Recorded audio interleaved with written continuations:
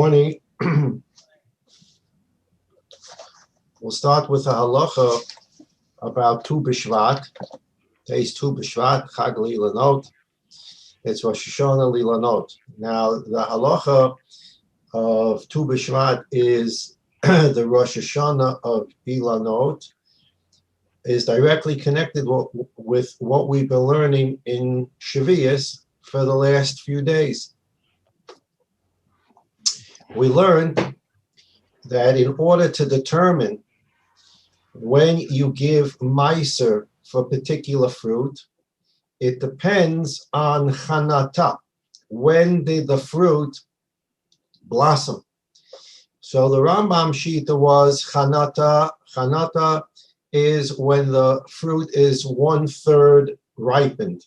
Other Rishonim hold that chanata is when the leaf falls off the fruit and the fruit becomes exposed. Either way, whatever chanata is ripening, it determines the year of meiser, and it also will determine the year of 6th year or 7th year Nagea Shmit. So, for example, we said fruit that blossomed in the 2nd year, you have to take off Trumas and Maisris for year number 2. Year number 2, you give Meiser Rishon to the Levi, and you take Meiser Sheni for yourself to Yerushalayim and eat it there. In the 3rd year, you again give Meiser Rishon to the Levi, but instead of you taking your own fruit or a portion of your fruit to Yerushalayim and eating it there yourself, you give that portion to poor people, Meiser Ani. So in the 1st year, the 2nd year, it's Meiser Rishon, Meiser Sheni. In the 3rd year, Meiser Rishon, Meiser Ani. 4th year, 5th year, Meiser Rishon, Meiser Sheni. 6th year, Meiser Rishon, Meiser Ani. So if you have, let's look at year 2 and year 3, a fruit halachically blossomed, chanata, in year 2, so Meiser Rishon, Meiser Sheni. The fact that you left that fruit on the tree in the 2nd year and you picked it in the 3rd year is completely irrelevant. The time you pick the fruit of a tree is irrelevant for determining Meiser. If it blossomed, halachic blossoming, in year 2, you're going to take off Meiser Rishon and Meiser Sheni. Even if you pick it in year 3, you're still going to take Meiser Sheni to Yerushalayim, even if you pick it in year 3. It's a year 2 fruit. Okay, so now we have a question that Tu B'Shvat's going to answer for us. What point in the year does it have to blossom? When is the birthday of a tree for blossoming purposes? In other words, when we were using all our hypotheticals until today, we were always talking about if it blossoms in year 2 or it blossoms in year 3, and whether we said it directly or indirectly, the connotation was, did it blossom before Rosh Hashanah or did it blossom after Rosh Hashanah? And that's okay, except now we're going to define what is Rosh Hashanah. Rosh Hashanah is not the first day of Tishrei for a tree.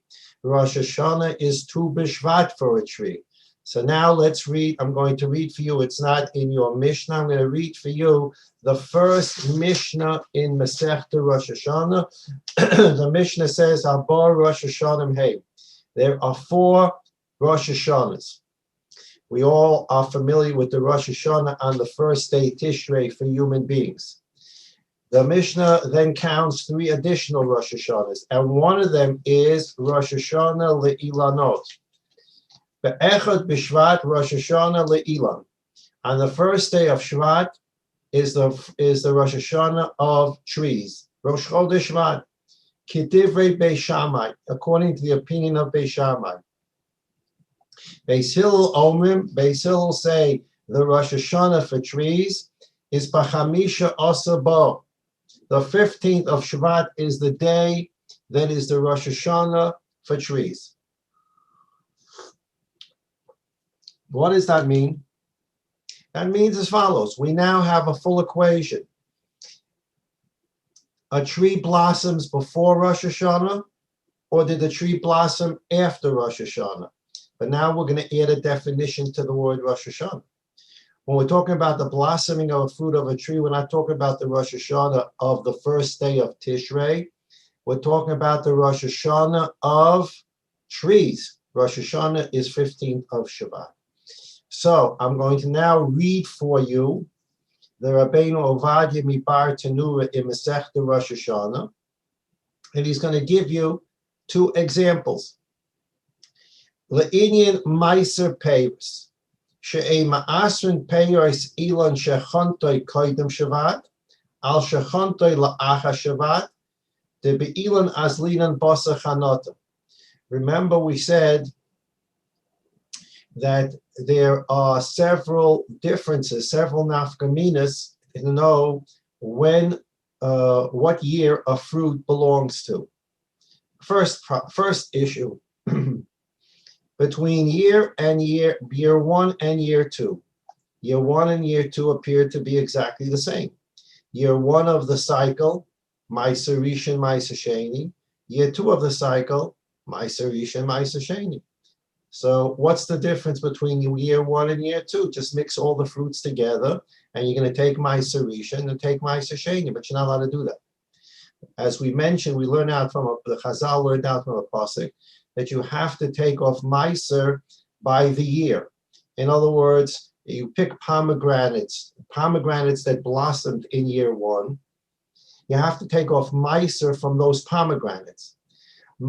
Pomegranates that ripen in year two, you have to take off Ma'aser from those pomegranates. You can't take the pomegranates of year one, put them into a big bucket, take the pomegranates of year two, put them also in the big bucket, and have them all mixed together and say, here's the Ma'aser Rishon for the whole bucket. I'm going to give it to the Levi.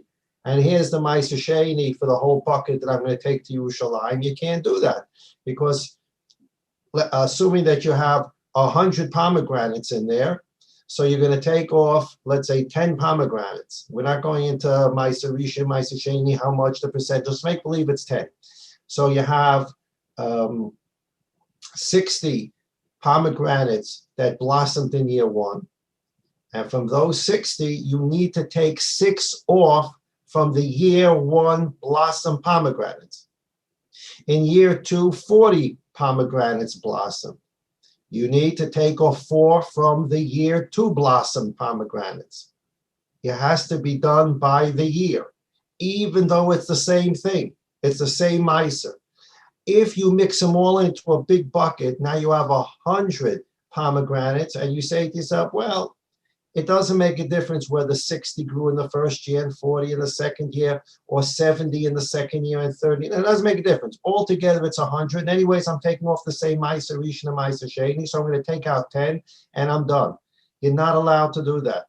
You are supposed to take off pomegranates for year one pomegranate blossomings, and year two Ma'aser for year two pomegranate blossomings.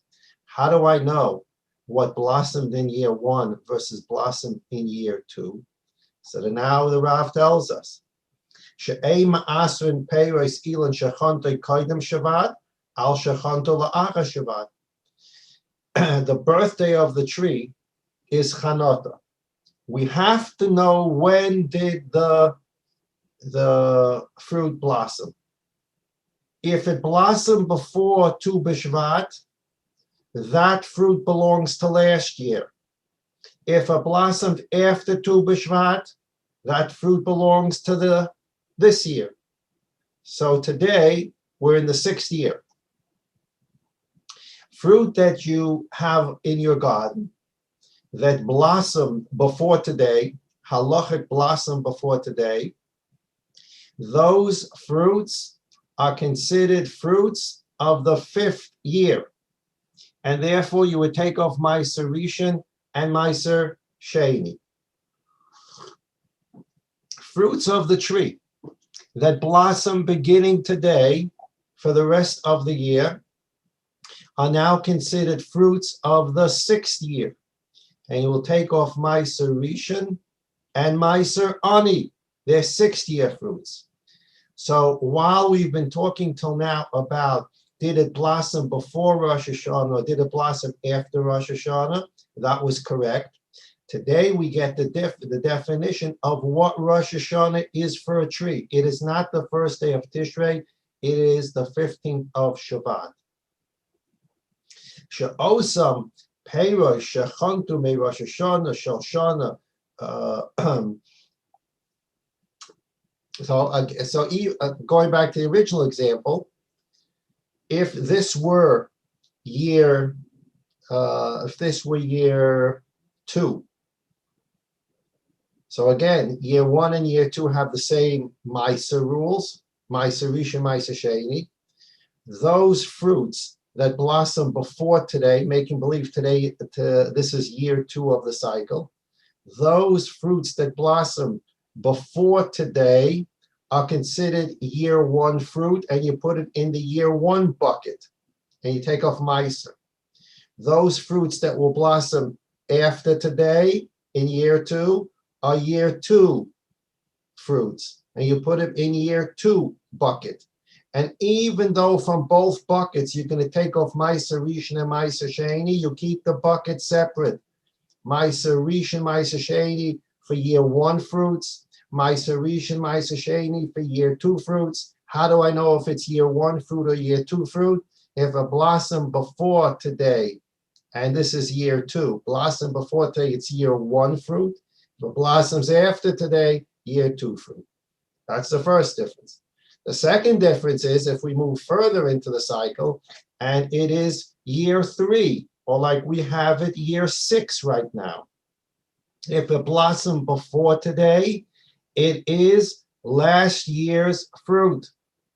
Tu B'Shvat's the cutoff point. It blossomed before today, it's 5th-year pomegranates, and you take off Meiser Rishon and Meiser Sheni. If it blossoms after today, it is 6th-year fruit, you take off Meiser Rishon and Meiser Ani. So the Rav says that what we just mentioned, he's giving us the example of the 3rd year. The same thing is true for the 6th year in which we're in.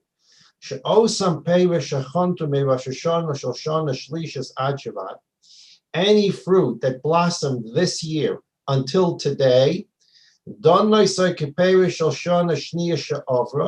is considered 5th-year fruit. And you take off Meiser Rishon and Meiser Sheni. If it blossoms after today, Meiser Rishon or Meiser Ani.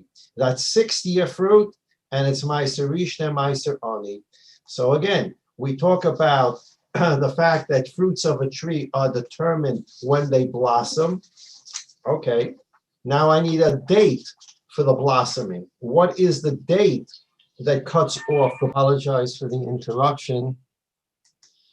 I'm trying to do some chesed here. There are quite a few boys, unfortunately, that seem to have contracted COVID on an army base.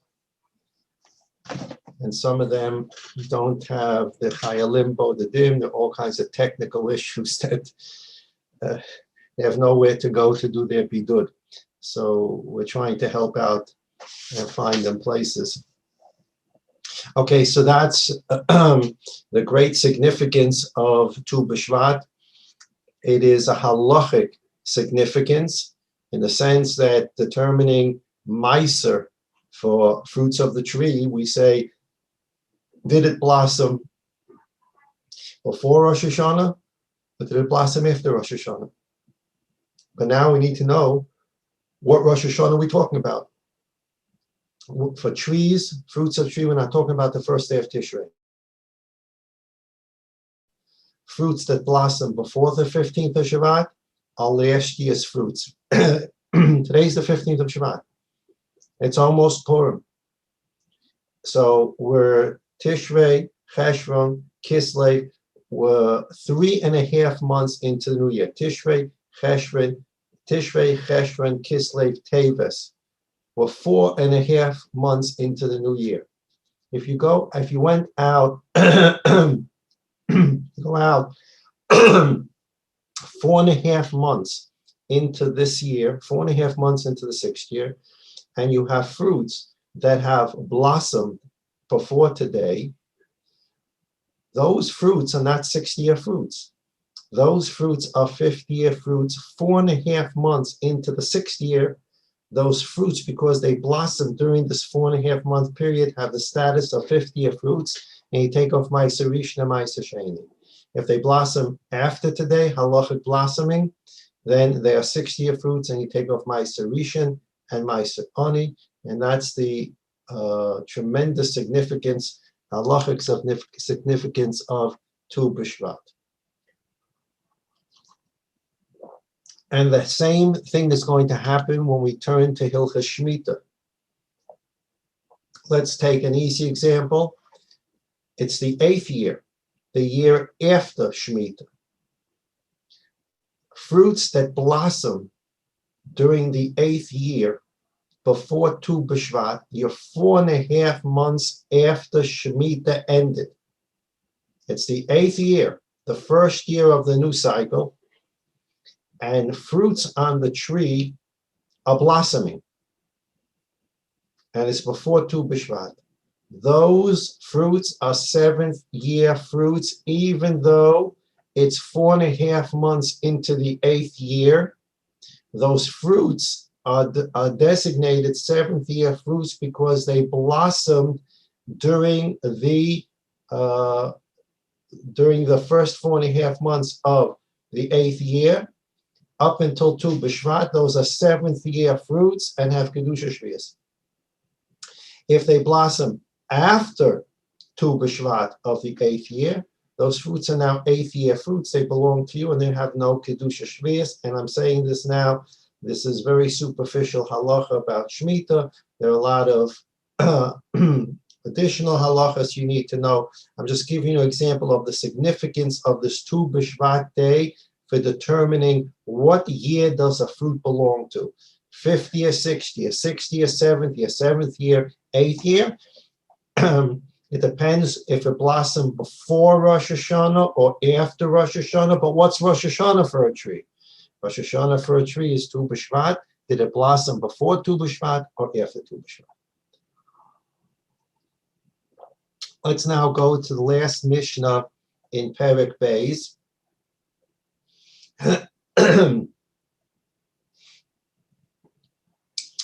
And let's remember that what we've discussed till now about Tu B'Shvat has to do with fruits of a tree. The fruits of the tree, their Shemitah is that their Ma'aser is determined by halachic blossoming, before Tu B'Shvat or after Tu B'Shvat. It doesn't make a difference when you pick them. If you had pomegranates that blossom before today and you pick them in a week from now, it doesn't make a difference if you pick them in a week from now. They're considered 5th-year fruit. We don't care. Halacha is not concerned with when you pick fruits of a tree. It is only concerned whether it blossomed before or after Tu B'Shvat. So pomegranates that blossom within the last few days, you pick them in a month from now, those are 5th-year fruits, Ma'aser Rishon, Ma'aser Sheni. This has nothing to do with, as we spoke about, vegetables, for example. Vegetables, the Ma'aser of vegetables are determined at Lakita, when you pick them. We don't care, just the opposite. We don't care when they mature. You have potatoes coming out of the ground, they're mature, and you pick them before, quote unquote, Rosh Hashanah, which means here Tishrei. You pick them before Tishrei. They're last year's potatoes for Ma'aser. You pick them after Rosh Chodesh, after Rosh Hashanah, after the first day of Tishrei. They are the following year's potatoes for Ma'aser. Ma'aser depends on when Ma'aser for vegetables depends upon when they are picked. Continuing on that, we have the last Mishnah in Perek Beis of Shviis, page 413 in the Mishnah Behira. Hadiluim, We're going to now an exceptional case. Hadiluim, the case you have gourds. Shekimam lezera, we've seen such a case before. If you remember, we saw this in Mishnah Ches about that Egyptian bean, that there are fruits, there can be vegetables. Right now, we're only talking about specific vegetables. You plant them, and the intention is not to eat what grows. You're planting them because when they grow, you're going to break them open, take the seeds out, and use the seeds to plant a gourd field.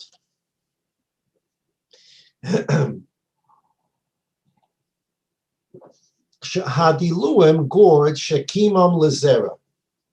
You keep them in order for them to create seeds to plant a gourd field. Im hukshu lefnei Rosh Hashanah v'nifsalu me'ochel adam. If before Rosh Hashanah, our Rosh Hashanah, the first day of Tishrei, if these gourds got very hard and they're not fit for human consumption, mutar l'kaimam b'Shviis, then you're allowed to keep these seeds for Shviis. Let's go to a halacha. There are different ways to learn this Mishnah. We're learning the Mishnah now according to one sheet. We're going to learn later in the Masechta that Peiros Shviis, fruits, anything that grows during Shemitah obviously has Kedusha Shviis and has to be used in such a way that it's fully, you're gaining the best full benefit. You can't detract, you can't reduce the fruit itself. I'll give you an example. I'm not telling you the halacha now, just give you an example. Are you allowed to take grapes? You're allowed to take Shvius grapes and press them for wine, because wine is a more chashuv product than the grape. So this grape that has the sanctity of Shvius, you're going to press it, and you're going to make something even more chashuv. You're going to make wine. What do you do with the seeds, and what do you do with the skin of the grape? The Masechta will deal with that later. But you're allowed to press grapes into wine because you're making the wine something more chashuv, and therefore you haven't done anything to denigrate the sanctity of the grape. Now you have wine. You want to cook the wine into grape juice. Are you allowed to take juice? You pressed grapes, you now have juice. Are you allowed to now cook it, add sugar, whatever else you add, and make it grape juice? Is that reducing, is that a denigration of the grape? And that becomes a shaila, which we're not going to paskin obviously today, but that becomes a shaila if you're allowed to take grapes of Shvius in order to make grape juice from them. The same question could be true if you're allowed to take grapes of Shvius and make wine and cook the wine. Many wines today, it says on the label, lo mevushal. When I grew up, and many of us grew up, literally, first of all, it was like Kedem and Manischewitz. I don't know what else was there in those days. But all these wines, maybe with the rarest of exception, were mevushal. They cooked the wine because they wanted to make sure that if a guy came into contact with the wine after the bottle was open, there shouldn't be a problem. So it was mevushal. We all know, and we've been educated by our local wine dealer, that cooked wine is not as fine as the natural wine before it's cooked. The cooking of the wine removes some of the flavor of the wine and reduces the integrity of the wine. We all know that today. And therefore, people go into wine stores, and especially for Seder Pesach, they're looking for lo mevushal, not cooked, because the cooking reduces the quality of the wine. Are you allowed to take grapes, are you allowed to take Shvius grapes, press the grapes, and make it into cooked wine, which reduces the real quality of the wine? So these are going to be shilas that the Masechta will deal with. So now, if you have gourds that you planted before Shemitah, obviously, and your intention is for these gourds to harden so that you can take out the seeds and plant them, that's okay. As long as the gourd hardened and was not fit for human consumption before Rosh Hashanah, because that means that they were not fit for human consumption before Shemitah started. And now the seeds that are inside those gourds can be removed because they're 60-year gourds. They have nothing to do with Shemitah. You couldn't even eat them when Shemitah started. They were not edible. So therefore, they have the halachic status of 60-year gourds. And you can use those seeds. You obviously can't use the seeds during Shemitah because you can't plant your field during Shemitah, but you're allowed to hold on to those seeds, to plant those seeds after Shemitah. So page 413, Hadiluim Shekimam Lazera, gourds that you maintained in order to be able to have seed. Im Hukshu Lefnei Rosh Hashanah v'nifselu me'ochel Adam, if they became hardened and they're not fit for human consumption before Rosh Hashanah, this happened, they were not fit for human consumption, Mutal Kan B'Shviis, you're allowed to keep the seeds during Shviis and use those seeds to plant in the 8th year. V'im Lav, however, if before Rosh Hashanah Shemitah, they were still edible, even if they were beginning to get hard, but they were still edible, Oslakaim B'Shviis. You cannot maintain them during Shviis for the purpose of seed. They're still edible. That means that they have to be eaten in Shemitah, in Shviis, with Kedusha Shviis. You cannot use these gourds any longer so they can get hardened in the field. And if they get hardened in the field, I'm going to use them for seed because they are now growing during the 7th year and they have Kedusha Shviis.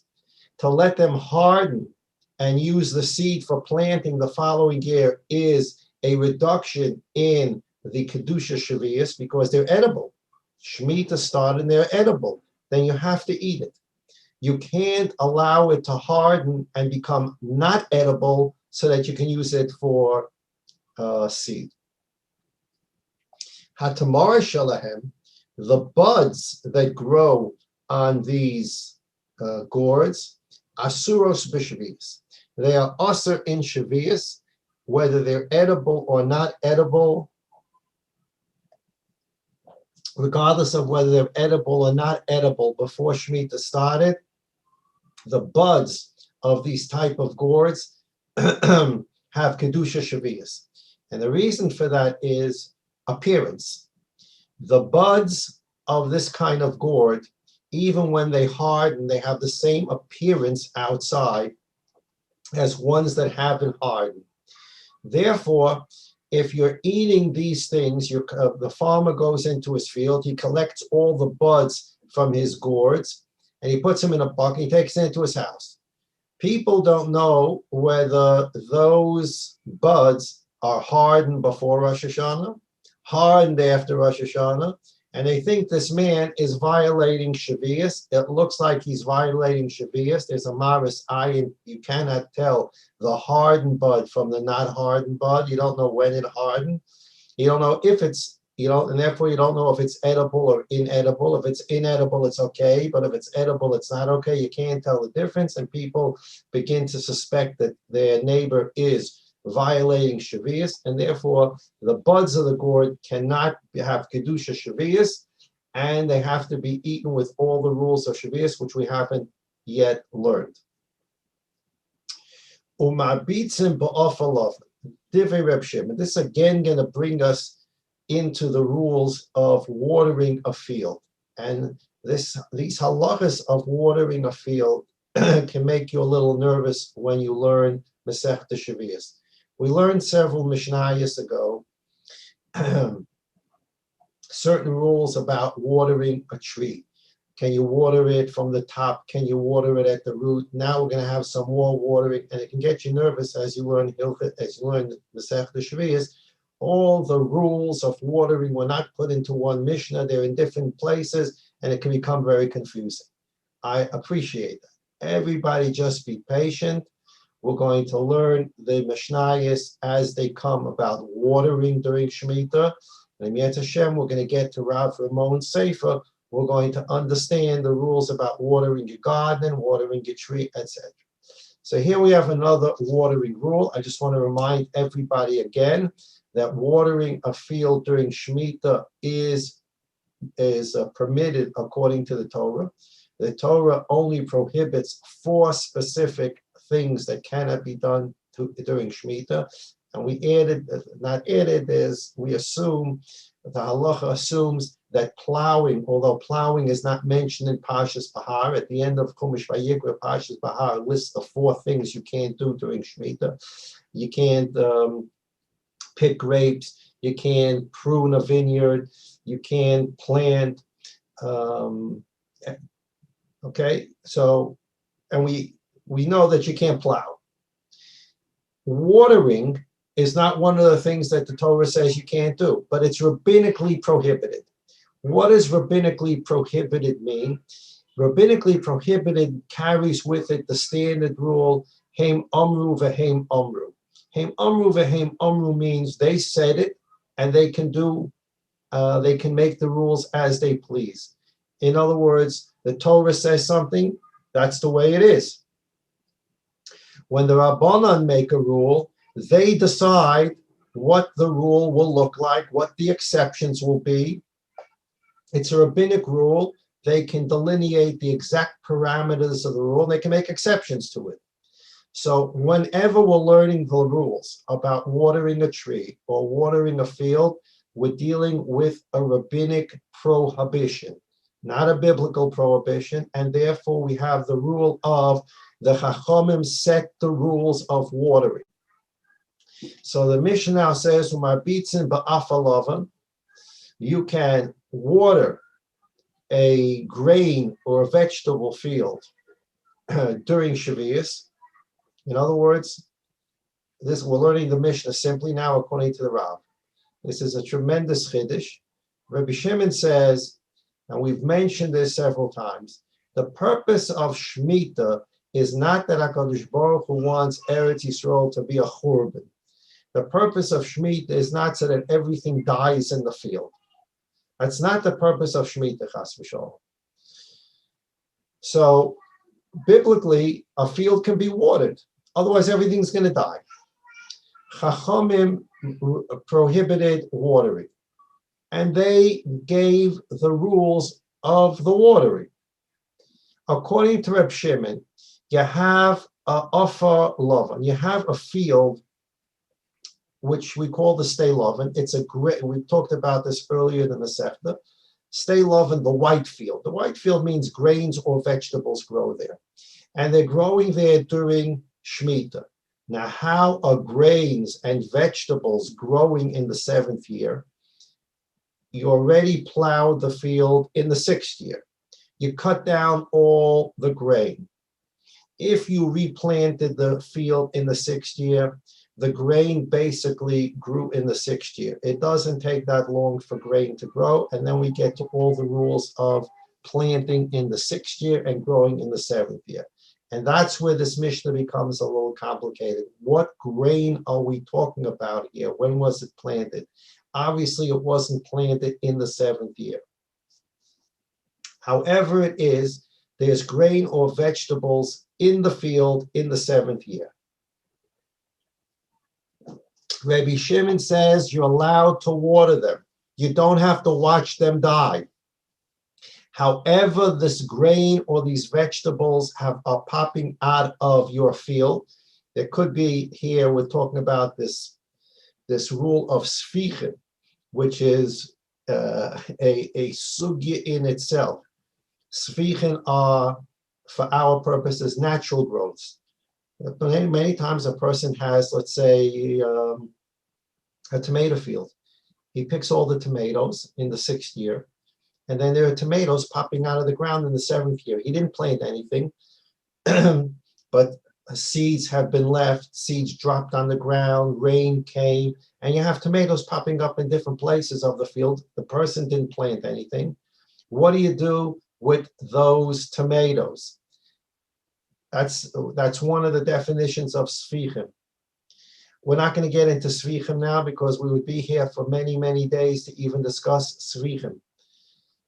However it occurred, there are vegetables or grain that's growing in the 7th year. You didn't plant it. Now you can either watch them die because you're not watering them, or you can water them. Rabbi Shimon says you're allowed to water them. Let's take a look in the Rav on page 413. Mabitzin ba'ofalovon, it's on the right side of the page. Kolomar, mashkin stay lovon. You're allowed to water a stay lovon, which is a vegetable or a grain field. V'chein halacha. The Rav holds that this is the halacha. Shemashkin stay lovon erev Shviis de'shiyetzu yerokas b'Shviis.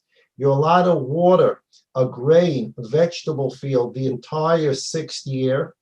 There's no tos for Shviis. You can water the field, the grain and vegetable field, until Rosh Hashanah of Shemitah. V'lo'od, not only that, the Rav says, Ela shemashkin oisai b'Shviis. You're allowed to water a grain or vegetable field in the 7th year. K'dei sheyetzu yerokos l'moitzoi Shviis. In order that yerokos, vegetables, can grow in the 7th year. And here there are 2 different ways to understand the Rav. One is that you're watering in the 7th year so that these things that pop out of the ground don't have to die. They will have, quote unquote, Kedusha Shviis, but you don't have to let them die because watering is only rabbinic prohibition, and the rabbi said that this we will allow. Or the Rav is telling us that you can water a grain or a vegetable field where there's nothing growing in it. It's fallow. It's the 7th year. You can water the field to keep the ground moist so that in the 8th year, you'll be able to plant there and things will grow. Again, this is the Chachamim saying we prohibited watering, and we are going to give the contours to that prohibition. We're not trying, Chas v'sholom, the Torah is not trying to destroy Eretz Yisrael. It's not trying to destroy farming. It's not trying to destroy anyone's panasa. And therefore, in order to make sure that in the 8th year, you can grow grains and vegetables, we want to make sure that there's moist ground to plant in the 8th year. And therefore, you can water a field in the 7th year that is fallow in order for the land to remain moist so that in the 8th year, you'll be able to plant. But you're not allowed to do anything in the 7th year to prepare for the 8th year. You can't do things in the 6th year at some point, prepare for the 7th year.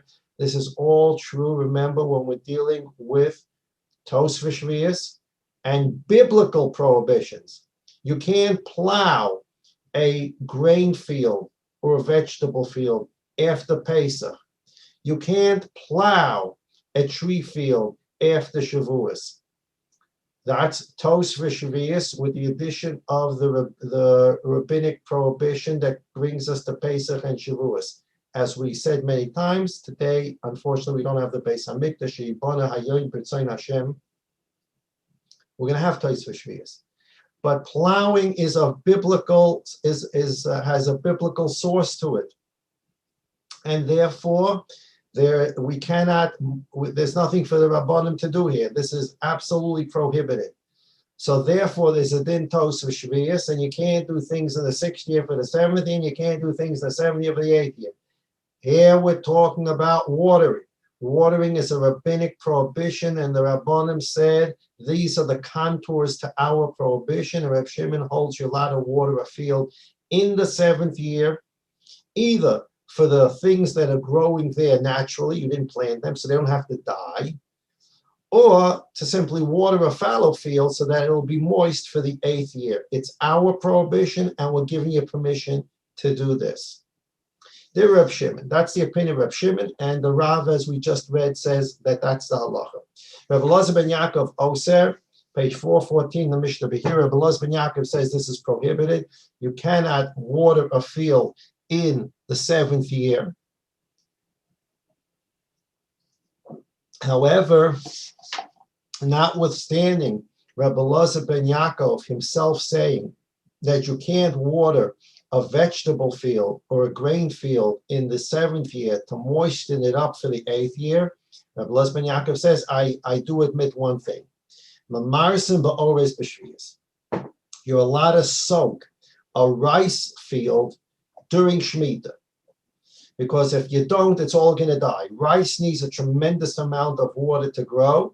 And since watering is a rabbinic prohibition, Rebbe Elazar ben Yaakov says, although I disagree and say you cannot water a field during Shviis, nevertheless, if we're talking about rice, you can soak the rice field, because otherwise the rice is going to die. And that's not the purpose of Shemitah, for things to die in the field. Rabbi Shimon says, while you can soak a rice field during Shemitah, it is prohibited to cut off the side growths of the rice. In other words, what we're dealing with here is the same kind of logic we spoke about several days ago, which is not fully yet developed in the Masechta. There is a difference between making sure something doesn't die, avoiding damage, versus making sure that something grows better. Making sure things don't die and get damaged during Shviis, you're allowed to do it if it's of a rabbinic prohibition. But if you want to make it better, then you can't do that during Shemitah. And sometimes, as we said, there's a real fine line between, am I trying to make it better, or am I just trying to make sure it doesn't get worse? And Chachamim define this kind of work makes it better, prohibited. This kind of work prevents damage and is prohibited. This kind of work prevents damage and is permitted. This kind of work improves the growth and therefore is prohibited. Improves, prohibited. Prevents damage, permitted. So Reb Shimon says, although you can soak a rice field during Shemitah because otherwise it's going to die, what you can't do is you can't go around pruning the side growths of the rice, because that's not going to prevent it from dying. The rice is not going to die because these leaves are on it. You're just trying to make it grow better. That is prohibited. So that's Perek Aleph and Perek Beis. Most of Perek Aleph and Perek Beis dealt with Tos v'Shvius. And then the second part of Perek Beis gave us rules about Meiser, which also is Nogea Shemitah. How do you determine what year fruits from? Chanata. When do you determine what year vegetables are from? When you pick it. How do you determine when grains are from? Grains, we go according to when it grew 1/3. And then we had the exceptions of millet, rice, poppy, sesame. We go according to when it took root. So, B'li Neder, on Sunday, Bezrat Hashem, we're going to go to the back of the Sefer again. We really didn't finish the first chart. B'li Neder will finish the first chart on page 517, 518. We didn't finish the chart. And that's the summation of the rules of Tos v'Shvius, right? That begins at some point in the 6th year. And then chart number 2 on page 519 deals with what we've been, the summation of what we've been dealing with. What are the rules for Meiser and Shemitah, fruit, vegetables, rice, millet, poppy, sesame. We talked about certain things like gourds and melons that are exceptions to these rules, and that will be summarized on page 519. And then B'li Neder will go to Perek Gimel, which will open up the whole sugya that we've talked about, which is things that you can't do during Shemitah. They're absolutely permitted to do during Shemitah, but you can't do it because of Maris Ayin. People will think that you are improperly working your field, and that became a very, very, very serious matter to the Chachamim, and they prohibited all kinds of things in the field to make sure people don't suspect Maris Ayin that you're violating Shviis, and that will get into the sugya of why this was so important to Chazal and what was going on in that time with Shemitah.